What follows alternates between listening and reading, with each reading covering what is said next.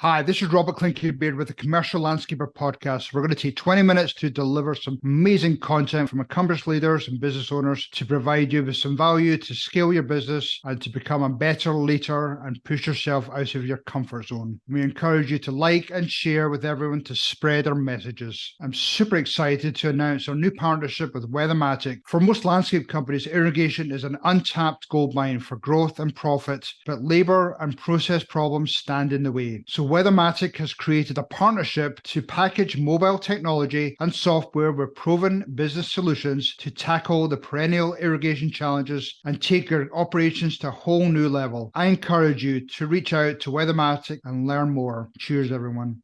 Good morning, Robert Clinky-Beard with the Commercial Landscaper podcast. Really excited to be joined today by Curtis Atkinson. Curtis, good friend, client. I loved your facility. Glad you could join me today. Yeah, appreciate the opportunity. Thank you. So, Curtis, for all of our listeners all over the place, they'd love to hear more about Curtis. Why is Curtis on the show today? Tell us your background. I don't know why I'm on the show today. Yeah, I'm not pretty good at these things. That's for sure. I'm getting better at them, warming up to them. But I started in the industry like a lot of people do, just basically mowing lawns at a young age.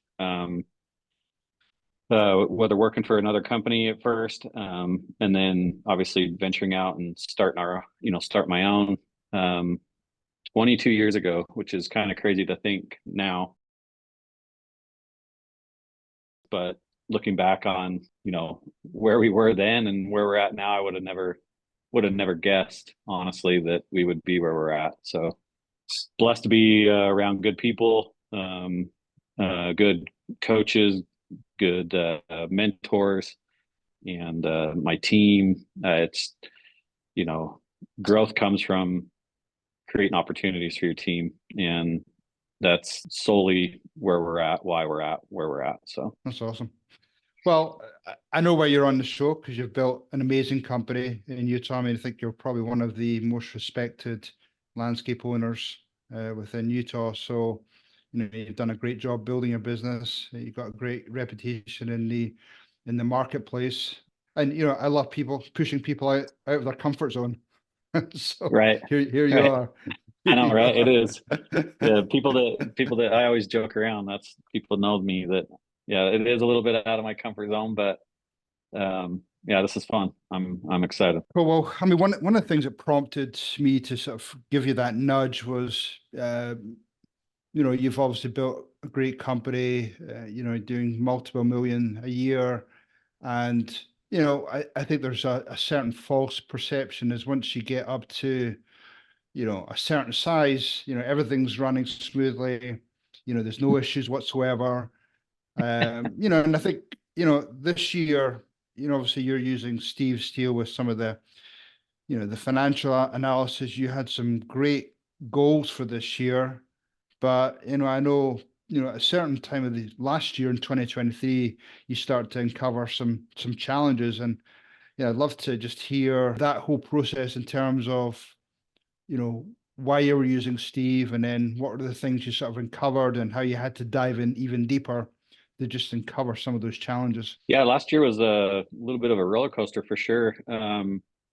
We came off of a record-breaking snow season here in our area, more snow than we've ever received, in the history of recording snow here in the Salt Lake area, which was great, for snow removal services. However, it prolonged our landscaping to start, in March and April. And come fast forward to June, when we were having conversations with Steve, kind of going through where we're at, where we're trending based on our goals and our budget, we were seriously thinking of re-budgeting and kind of rethinking, because we were on track to basically do what we did the year before. But that's not where we set out to be, or where our goals were. And diving into those metrics and the numbers, obviously you got to know your numbers, got to know the red flags. And we had, some personnel issues, and not everything is, like you said, not everything is perfect, but it's a great opportunity to learn when things don't go as planned, or you have high aspirations for your team, and we have some bumps in the road. Those are great opportunities to learn, kind of debrief, look at how we're doing, what we're doing, and where we can improve.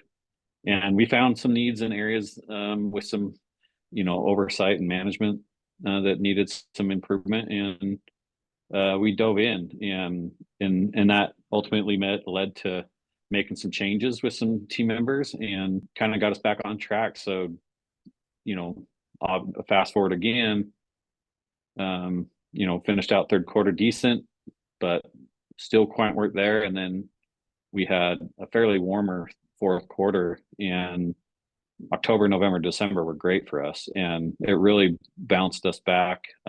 We were very intentional, very hyper focused on what we needed to get done, and we were able to, I can't say we hit our budget because we were like $70,000 short, but hey, considering where we were and what we were doing, I'll take it. It was a big win for our team, but it was also one of those, which I think, a lot of people go through these. You get to the end of the finish line, and I think I used, because you're a triathlon guy, I used the example of, like, it felt like a triathlon.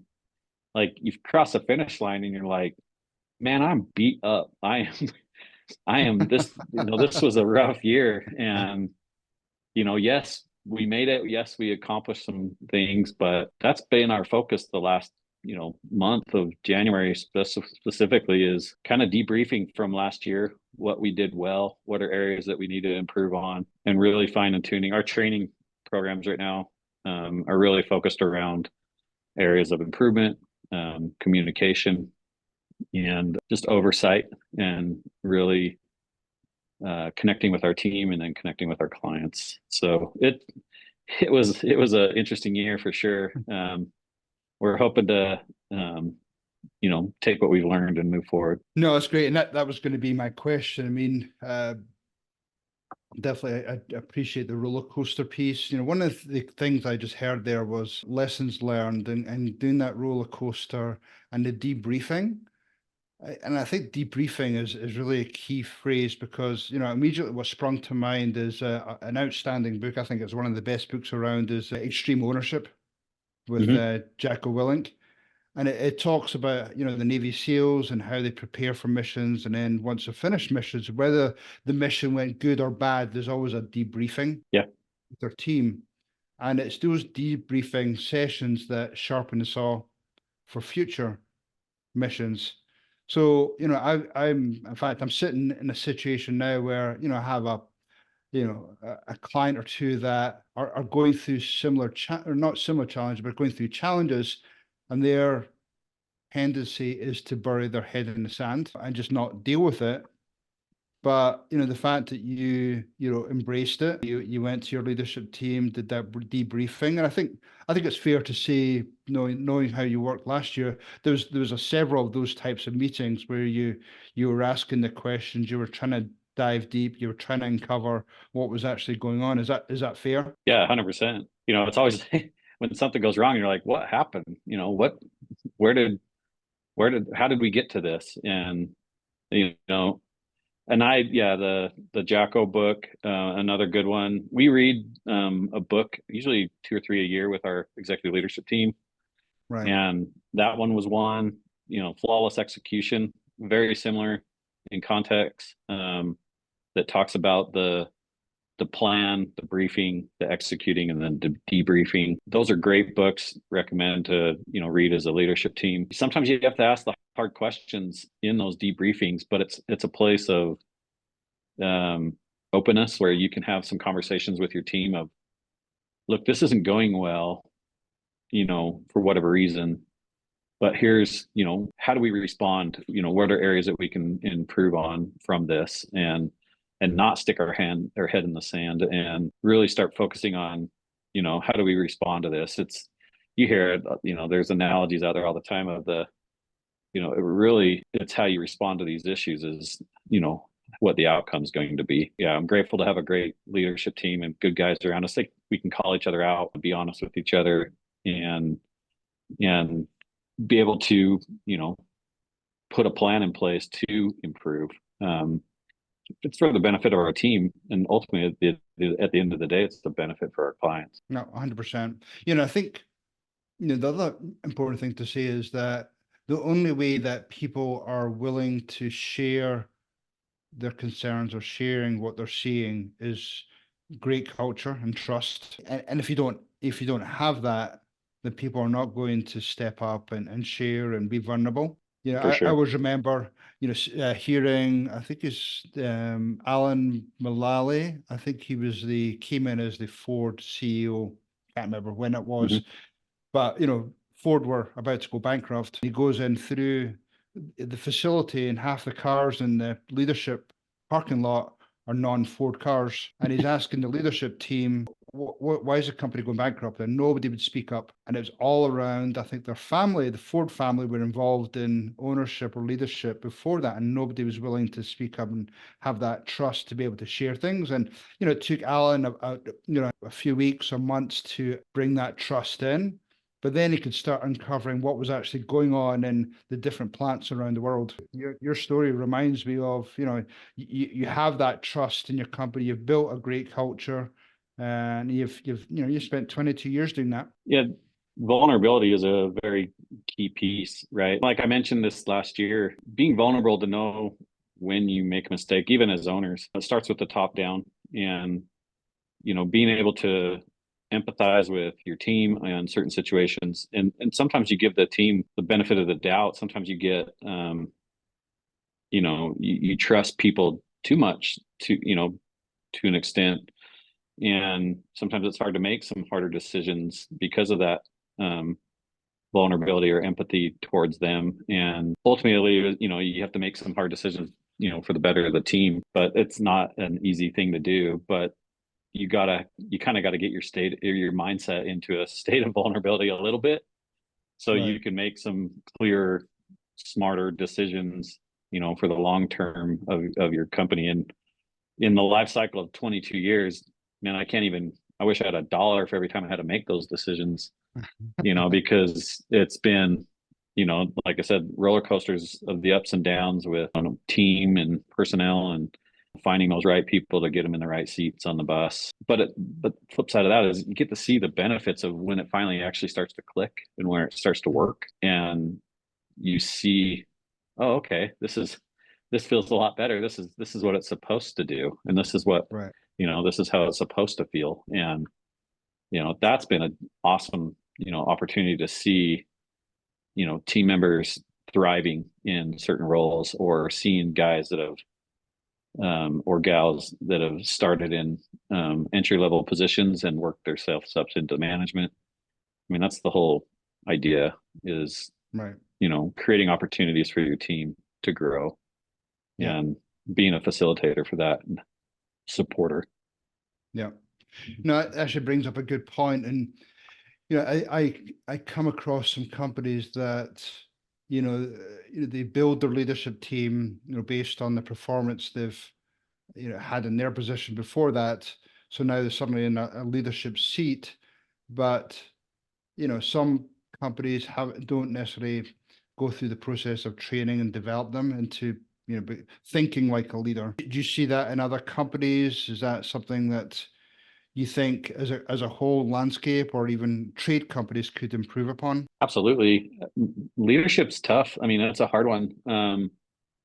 Not everybody, you want everybody to be a leader, right? Especially in your organization and your team. And sometimes people thrive in it, and some people find that this isn't a position that I find myself comfortable in.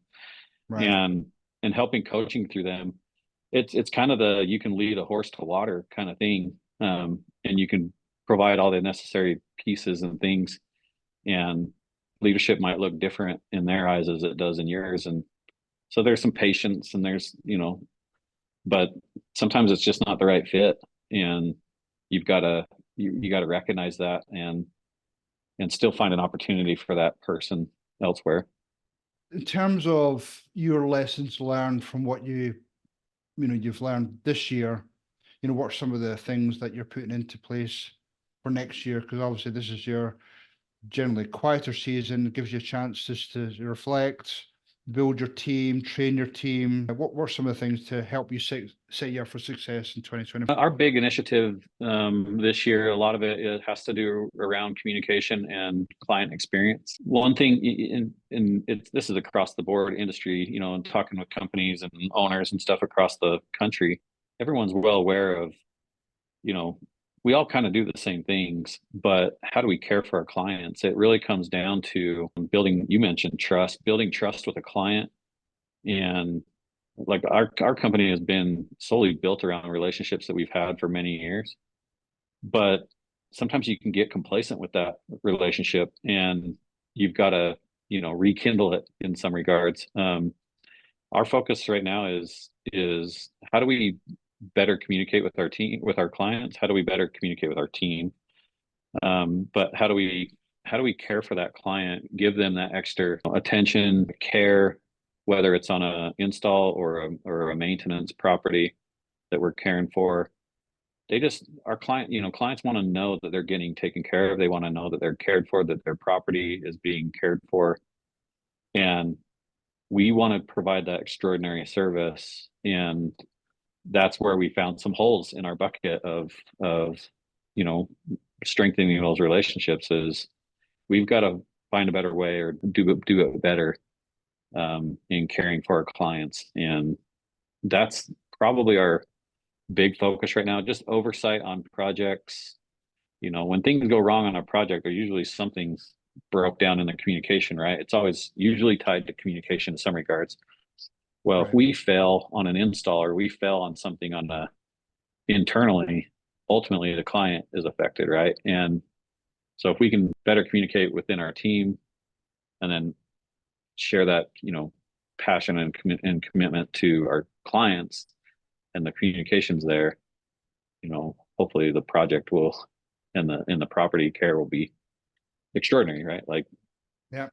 One of the things we tried to pride ourselves on was to, just have a not too onerous book of business for our account managers, something that was a bit more manageable. We were really careful about, the revenue amount, but also number of clients or contracts we had in there to make sure that they could service the clients, they could talk to them and build a relationship. And, if you're trying to stack that up, then, there's going to be a knock-on effect.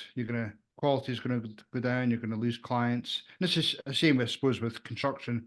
The projects there, if you give them too many contracts, then they're not going to be able to manage it. They're not going to be able to communicate with their clients. And then, yes, you may think you're saving money, but that's going to affect you with retention down the line, or just get into adversarial situation with a construction project. Yeah, you're talking exactly what we've been dealing with on our maintenance side. When you start to notice that we call them property care managers. When our property care managers have too many projects or too many accounts, properties that they're caring for, you can see it. You can see in communication. You can see in enhancement sales, site visits, site audits, things like that. You can see where those start to, because they're spread thin. They just can't get there. And so trying to balance out what's the right number of accounts or the dollar of book of business. And same thing on the construction side. It's project management, is if they have too many projects going, they're not on site as much as they need to be. And so I look at it as, whatever, you pay a project manager's salary, that dollar amount seems like, yeah, you're saving that money if you don't have that project manager.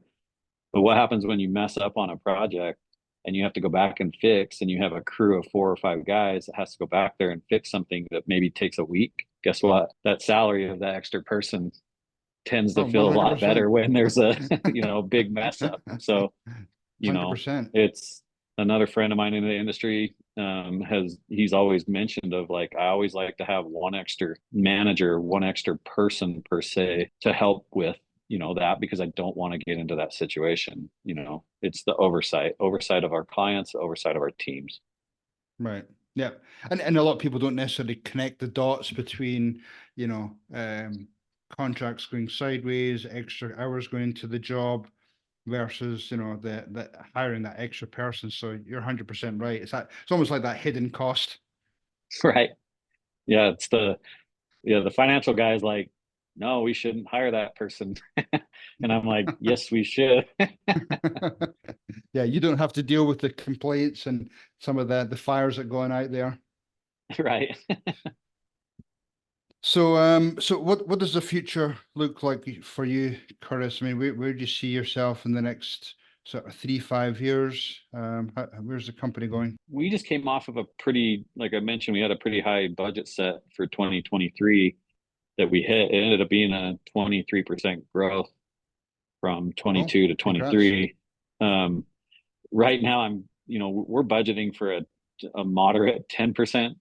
I always say moderate because we always say 10% is kind of that year over year growth. And it seems like we always hit that or more, but that's what we're budgeting for, is a 10% growth, and mostly to get more efficient. Like I kind of mentioned, to dial in, get a little more efficient, get a more, where we can train our guys a little bit better. We just want to level up. It's just to better provide the quality and the services that we're doing. We're trying to be more hyper focused on that.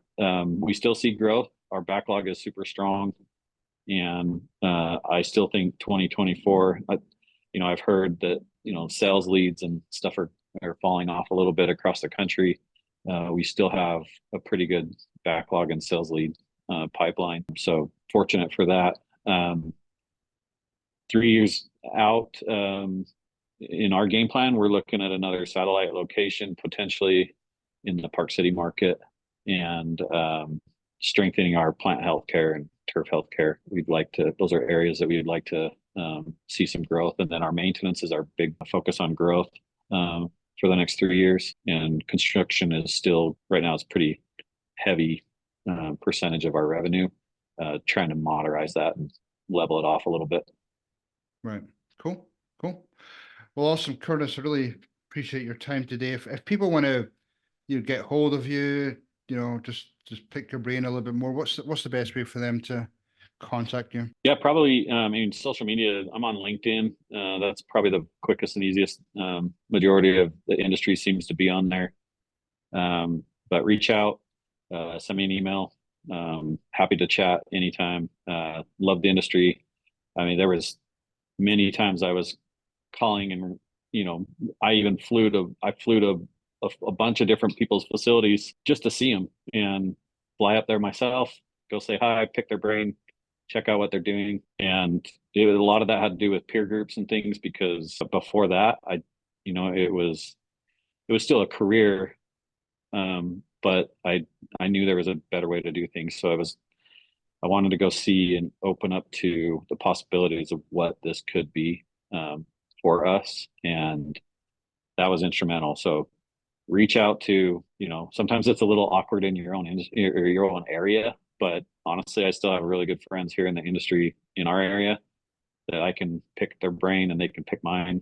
But peer groups is a great way to get involved with, across the country, and find out, how they're doing. Little plug for peer groups and whatnot, because it's totally changed our business and what we do. Cool. Awesome. Well, Curtis, thank you. I know you've obviously got a really cool facility right now. I know you're building another one over the next 12, 18 months. So that'll be exciting to see that being built. And yeah, Yeah, I fingers hope so. crossed. Yeah, we're hoping to be breaking ground here fairly quick. I was actually hoping to have a little ribbon cutting during NCLC because it's here in Provo this year, but we're just not far enough along. Looking forward to our new facility with a design center, and able for us to, get more efficient with that, and some growth with that as well. So I'm super excited about that. Cool. Yeah, I'm excited to see it. So, Curtis, thank you again for your time. I know you're a busy guy. I really do appreciate it. And then for the audience, check out, Wilson 360. We have this new offering, 360 Plus, trying to build a real cool community amongst the professional landscape companies. So check that out on our website. Curtis, have an awesome day. Yeah, great. Thank you. Hopefully that was pure, dead, brilliant for you today, and you got some great takeaways for your business or your leadership role. This is Robert Clickybeard. We'd love to get you and your friends to join us in our future journey. So please subscribe to our various podcast channels or visit thecommerciallandscaper.com or wilson360.com. Love you to join you there. We have our new 360 Plus community program. We'd love you to sign up for. It's on the far right-hand side of our website. Thanks again for our partner, Weathermatic, and I encourage you to reach out to them. Have a pure, dead, brilliant day. Cheers, everyone.